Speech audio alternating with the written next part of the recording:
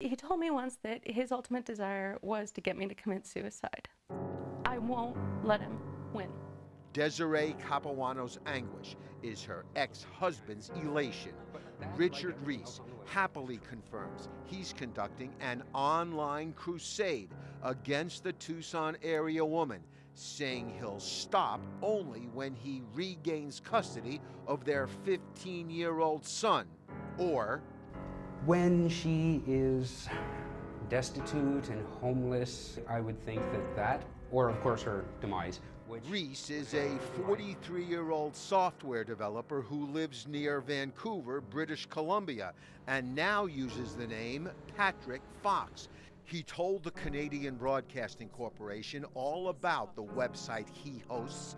Everything is written and posted by Reese as though it's Desiree writing, such as, "I'm a drug addict, a child abuser, a white supremacist, a narcissist, and just an all-around bad person."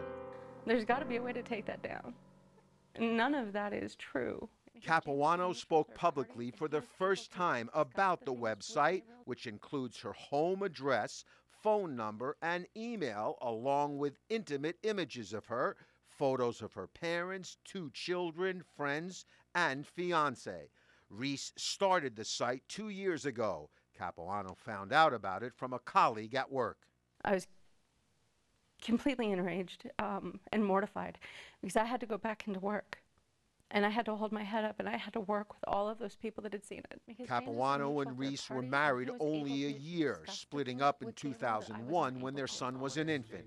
Reese did 2 years in prison for perjury after lying in federal court in 2008 about being a U.S. citizen. He was deported to Canada, and Capuano now has full custody with no visitation for Reese. He has made this pledge. I would devote the rest of my life to doing everything that I could, legally of course, to ruin her life and destroy her.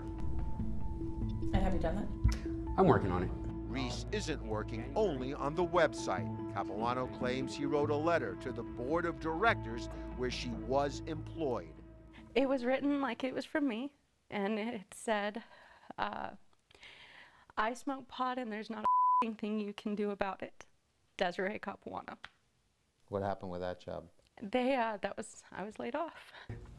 Concerns about her being able to get a job or not, I have absolutely no concern about that. In fact, if as a consequence of the website she's unable to get a job, good.